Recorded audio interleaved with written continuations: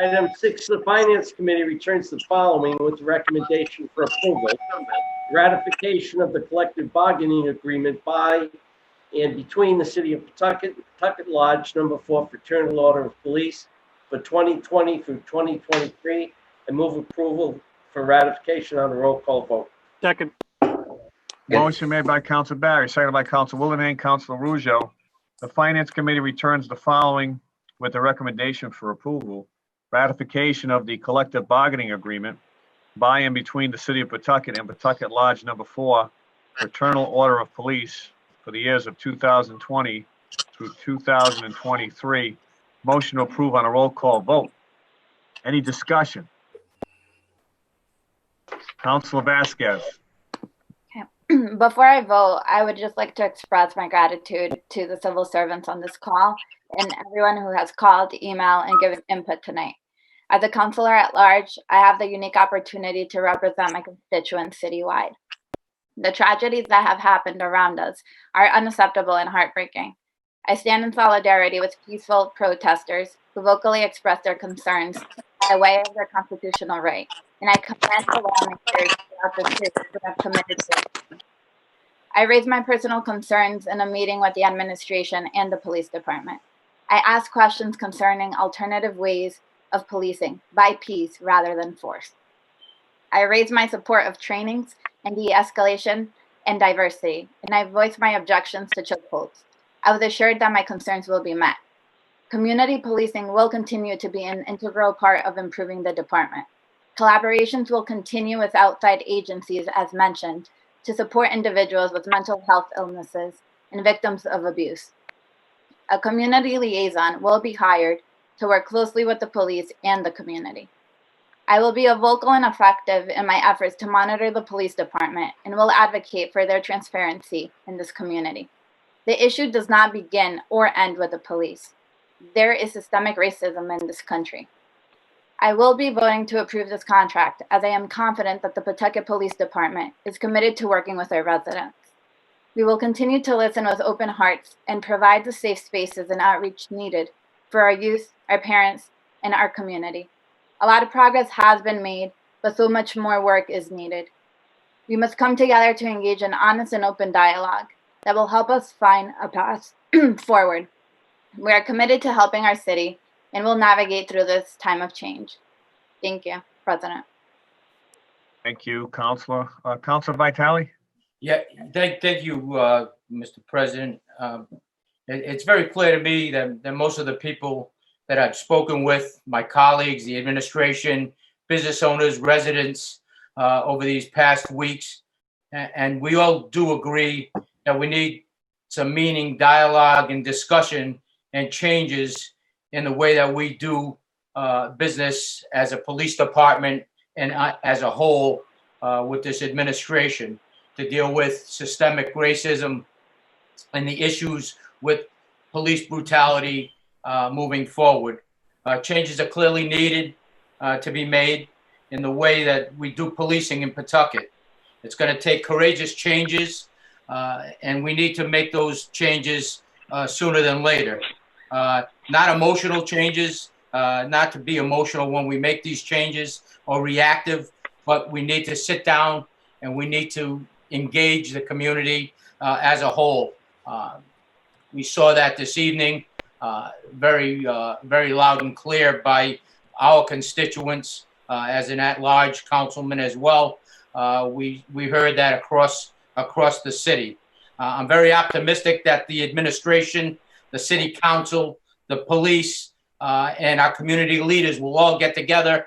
They've given us that promise, and I believe that they're going to live up to that promise and get this problem addressed as soon as they possibly can. We now all need to come together, and I do believe that education of the police is very important, and the way that we interact with our citizens as well. We all know it's about money. Ultimately, it's about money and education, and we need to figure out a way how we're going to, in the future or in the present, actually, to sit down and put some money together whether it's from police contract, it's from any part of the city budget, to address this issue and to educate our police force, as well as all the servants, the city's civil servants. So I do believe we need to come together with the leaders of the community and do the right thing and try to right the wrongs of the past. I do believe that we can do that without delaying this contract. So I will be voting in favor of the contract, but I do believe that we need to continue this dialogue. And I believe the administration, along with the council, can guarantee the taxpayers of the city of Pawtucket that it hasn't fallen on deaf ears, and we will definitely be addressing this issue. Thank you. Thank you, Councilor. Any other? Councilor Rujo. Yes, thank you. Thank you, President. You know, based on what we've been seeing nationally, especially with the murder of Mr. George Floyd, which that's what it was in Minnesota, you know, I do believe that we have a national policing and culture and race relation problem. Now, I'm hearing both sides of this, you know, the funding debate and the issues of race loud and clear. We heard that tonight. You know, I'm going to continue to listen to all who come forward and offer their opinions and feelings on this matter, so I can better understand as best that I can. I mean, I've gotten emails that were for delaying this contract and for supporting this contract. And I know there was a bunch that was sent into our clerk today. So there's voices coming from both sides, and you know, but I do believe that there are changes that are coming, and they're coming from the federal and from the state. I know that the state is looking at the Police Bill of Rights right now. Locally, the mayor, as Councilman Vasquez has said, is looking at putting a liaison position to help with police and community relations. And I believe and hope and advocate that there will be more conversations planned to discuss the culture of the police and the race relations. Now, I also believe that safety is paramount, and we need to provide the safest environment for, you know, our diverse community. So I believe, you know, what I truly believe is we need more fiscal support, you know, so we can provide additional training for our police force, both, you know, locally, but also nationally. I mean, it's a local, we're here locally, but this is a national problem, and as well. And not to take away funding from the police departments. You know, therefore, I'm going to support the contract before me. I will advocate for, you know, additional funding to help create a more respectful police citizen culture, so we can all work together for all people, for all peoples of all color, you know, and to champion continuous needed dialogue between our residents and our police department. We have to bridge that gap. We have to build that bridge and work together with our community. I believe we can do so, starting with this, you know, the liaison that's been proposed, and listening to our constituency and listening to the problems that they have, and bringing it forward to us. We have to really listen to everybody who comes to us and that we represent. And I'm definitely going to do that. You know, so that's what I have to say on it, and I will be supporting the contract. Any further comments at all? Any further comments? Councilor Coleman. Thank you, Council President. I also wanted to thank everyone who was out here this evening virtually. There's people watching. I know that. I appreciate the many emails that I have gotten over the last several weeks. I appreciate the officers on this call for extending a meeting. I plan to vote against ratifying this contract right now, and I want to explain why. This is a moment of reckoning nationally with policing issues and how they intersect with racism, right? So to acknowledge that openly is not, in my view, to lay the nation's problems at the feet of the Pawtucket police, although it might feel that way. Rather, it is to consider and honor the way that people's experiences throughout this country resonate with people's experiences here in our community. We are the stewards of that experience in a lot of ways. George Floyd's murder was chilling. It brought home people's experiences of racism that have occurred in other situations. It sparked a national dialogue. These high school kids, you know, put together a march of 12,000 people a couple weekends ago. When I was that age, I was like bunking geometry class, right?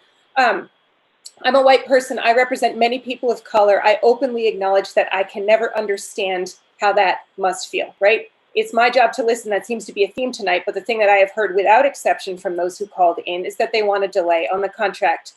So this is an opportunity for us, Pawtucket lawmakers, Pawtucket community, the Pawtucket police force, to consider what public safety means here in Pawtucket and if and how we need to do it differently, right? So the input that we've received very clearly indicates to me that this community is ready to have a conversation. That's why I proposed a summit 2 weeks, last week, whenever that was, to do some structured listening. I really appreciate the chief's letter, but this is why I don't feel comfortable approving any contract until we have done that listening. So we need to think about the contract in the context of everything else that's happening right now. And as many people have pointed out, the world looks really different from when it was negotiated, right? And as a side note, I'm in union leadership myself. I know how long contracts take to negotiate. Ours is totally up in the air because of COVID. It's a delay, it's frustrating, and nonetheless, I think the moment really demands it. There's a sociologist at Brookings, a gentleman named Dr. Rashawn Ray, who studies policing. So his research and the many conversations that I've had in the past 2 weeks stress a couple of things. Police officers are overworked, they're underpaid, they are overstressed. They are functionally handed everything that the rest of society has decided that we don't want to deal with or fund, including mental illness, landlord-tenant issues, disputes between parents and children, to name but a few. And per that research, about 90% of calls for service have nothing to do with anything violent, right? Potholes or McDonald's being closed or loose animal. I don't know how those numbers map onto Pawtucket, but I would imagine they're close. And the idea here is that many problems that the police are saddled with may be better handled with people with different skill sets. And police work, as we currently have it set up, asks officers to be, marriage counselors, mental health crisis professionals, conflict negotiators, social workers, child advocates, traffic safety experts, sexual assault experts, and also occasionally public safety officers who are authorized to use force. I don't think that this arrangement sets anyone up to succeed, not the police, not the community, and I think that we really need to talk about it. So about this contract, right? The contract was, I believe, approved by both parties back in February. Someone can correct me if the month is wrong. In either case, it was some months ago. Given that delay, it seems more than reasonable to offer another 2 or 3 weeks worth of postponement, to have a third party look at it, to arrange for some community input, because it's already been months without passage by the council, right? So there are 2 reasons for that request. The first is that any budget this big has big financial implications, and COVID is coming for our city budget. Anything that we're passing right now deserves extra scrutiny, and it would deserve that even if we weren't in the middle of a national debate about policing. But second, we are in the middle of a national debate about policing, and we have heard from almost 40 extremely impassioned people this evening who have strong feelings about how community safety could look.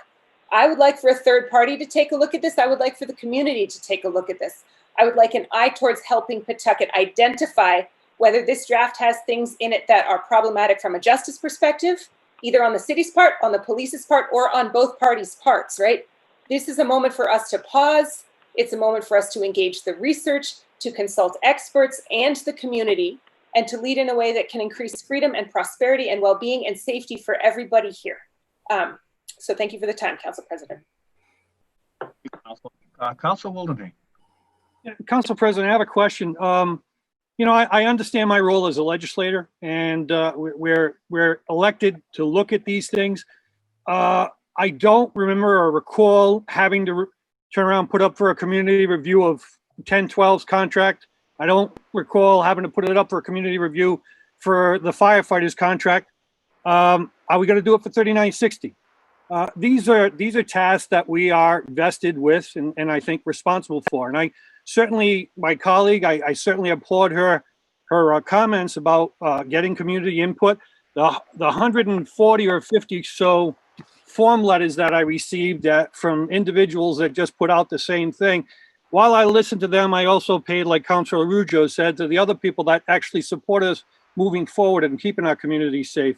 I think dialogue needs to happen, but I also think that we don't need to change the practice of what we're doing and get lost in something at the moment.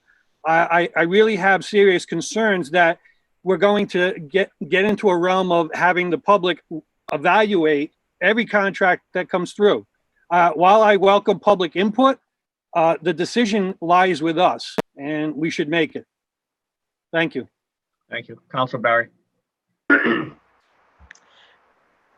I'm going to support this contract. but I'm also very appreciative of the people that spoke to us tonight. The contract is the product of two and a half years of stubborn negotiations, both between the administration and the FOP.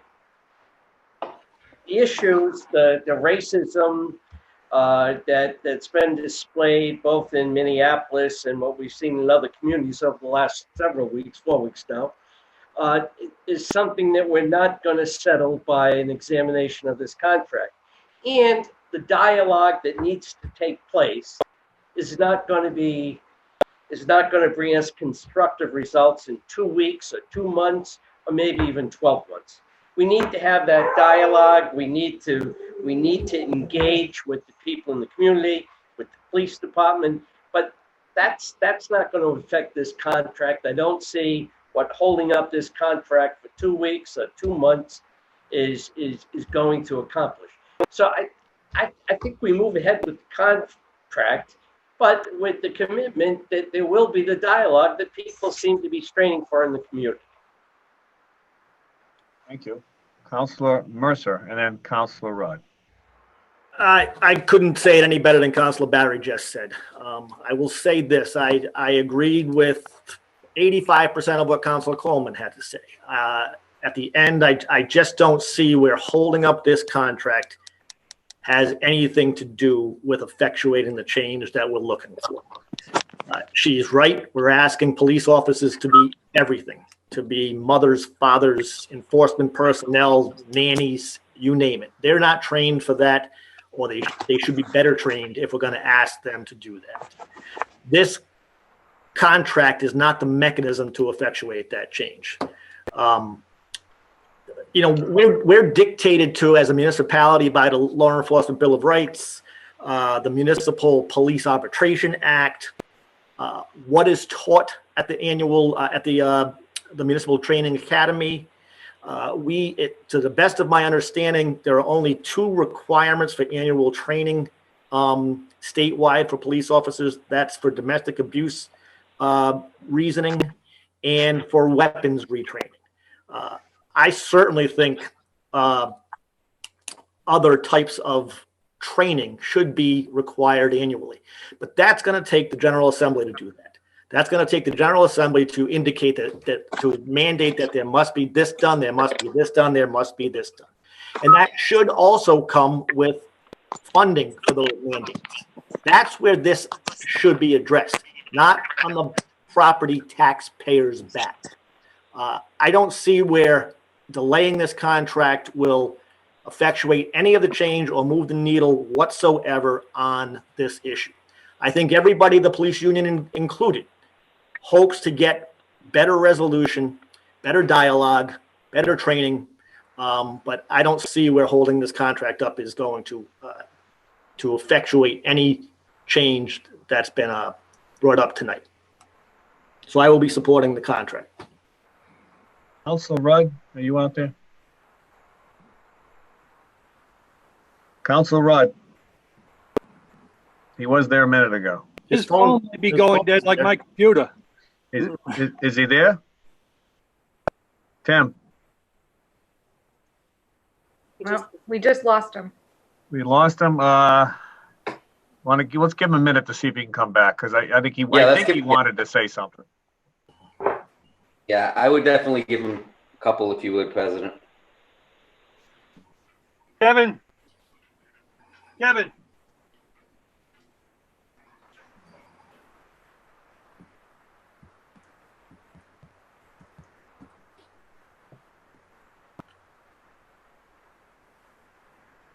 Mr. President, I just texted him that we did lose him. Hopefully he'll be able to reconnect.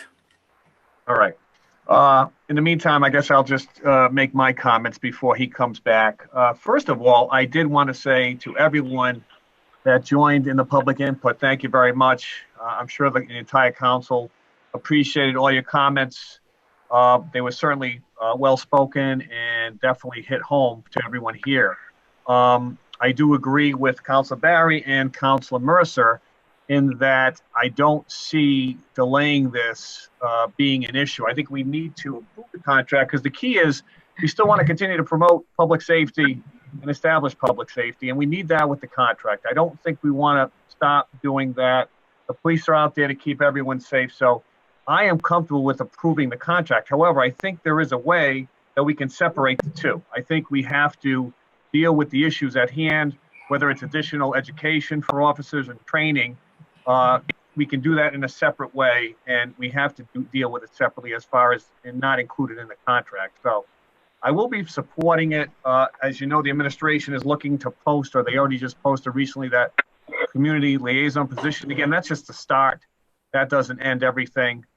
This is more, we need more meaningful dialogue, certainly, and a lot more has to be done. But I have confidence and faith that both the City Council, working in conjunction with the administration, that we can move this along and try to ease everybody's fears that are out there. But I do appreciate what everyone said, but I will be supporting the contract. I think it's something we need to do right now.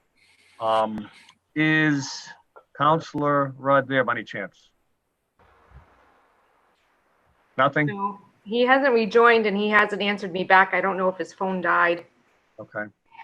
Well, unfortunately, I don't think we can hold off the meeting any longer. I mean, we can give him a few more minutes, but I would think he'd come back by now. He didn't respond to you, Councilman Mercer? No, I'm suspecting his phone died. Yeah, wherever he is. Unfortunately, because I think he had his hand up. I believe he did. All right. Without any more comments, I guess we'll go to the vote. Clerk will call the roll. President Moran, Yes. Councilor Rujo, Yes. Councilor Barry, Yes. Councilor Coleman, No. Councilor Mercer, Yes.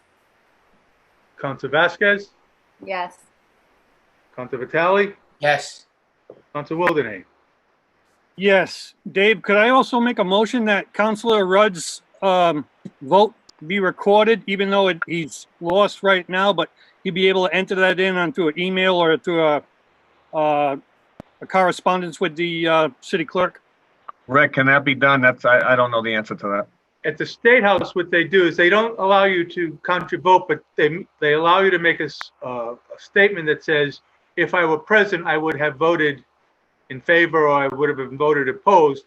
And you can put that in the minutes to record that, but it won't be official part of the vote. Now, I don't know that you can call in afterwards and make your vote. I don't believe you can. I I don't believe you can. No, I don't believe so either, but he can make his case and state his position at the next meeting. Yeah, we don't need that as a motion. I mean, we can let him know that on the side, correct, Rick? Yeah. Thank you. But thank you, Councilwoman. Hold on, Councilor Rudd is here. Oh, Great, there's Timmy. Hey, Oh, good, good. Meeting adjourned. No, I'm only kidding. Can we still have? Can you hear me? Yes. Can you Yes. hear me? Yes. Yes. Okay, sorry. Council, you have the floor now. We've been waiting. No, I apologize. I've been on my phone as you could tell. First, I just want to apologize. I took the family. We went up to Nashua. I lost track of time. Didn't think it was going to take that long, so I had to use my phone. And obviously, I'm not as tech savvy as some of the other people on this council, like Councilor Barry. But no. In all honesty, I'd like to thank everybody who gave input. I'd like to thank, everybody that wrote in, sent emails, voiced their concerns, voiced their support. As many of you know, a couple weeks ago, I had made a statement in such of percentage of the breakdown of the police budget per se. And when you're looking at our $200+ million budget, you're talking about 12%. While I agree wholeheartedly that we need more money in social services and education, and Councilor Rujo and Councilor Vasquez, can agree to this point, the school department budget's over 50% of the total budget. So the city's doing their due diligence and pumping money in education. We've taken a big hit from the state. And, I think a lot of advocacy has to go to the state level to get more of that funding.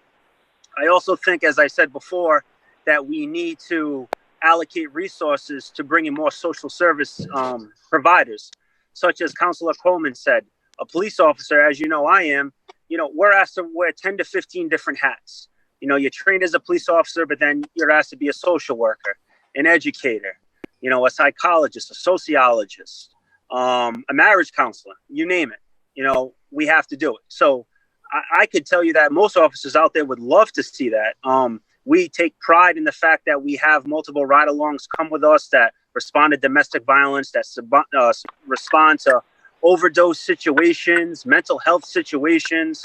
I think, like Councilor Barry said, that this is a total full budgetary conversation. The police contract and the budget, in my opinion, are two completely different things. Obviously, the police contract and the money we allocate is in the budget, but we can find innovative ways to go through our budget and find resources and allocate them. All in all, I believe that our Pawtucket officers do the best job that they can do. If you break down percentage-wise the amount of calls and everything that they do, they're doing their best. There is racism out there. There's racism in our state and in our city. I'm not going to deny that. Like Councilor Coleman stated, I can't attest to it personally because I am a white male. I'm in the majority in that sense. But I can attest to it in the sense that my son is half black and my daughter's half black. And my son goes to school in Cranston, on the western side. And when he went to school the first day, they made fun of him because of how his hair was. I've had family members from his side that have been stopped and profiled by the police. So I understand that it happens. But I also feel that there's other ways to do it and not to hold this contract up. This contract and how we allocate funding through the budget are two completely separate things. The administration and the FOP work tirelessly to get this done. I think there should be a summit. I do think that there should be increased diversity in the police and fire. If my memory serves correctly, we have one firefighter in the department that's black, African American. That needs to change. While we still need to hire the most professional and most qualified, yes, we do, but we have to do more. It has nothing to do with this contract. I wholeheartedly support the work that the administration and the FOP did. I think we need to move forward, but we need to have that conversation. We need a liaison, like the administration said they're going to bring in. We need those things. We need more nonviolence workers in the city, in the schools, working with the officers. Again, I support what everybody said. I do believe that, the injustices do happen, but all in all, our officers are doing the best that they can do. And I think us as elected officials, we're trying to do the best that we can do because we hear from both sides. I think approving this contract is just what it is. It's a contract. It has nothing to do with the resources we allocate. Next year when we do the budget, I employ everybody to come and speak and give input and send amendments in, because that's how you're going to make the real change. I will be supporting this contract, but again, I think there's more work to do. Thank you. Thank you. You are everyone voted. You were the last person, either yes or no. You can record your vote now. I apologize. Yes. 8-1. Okay.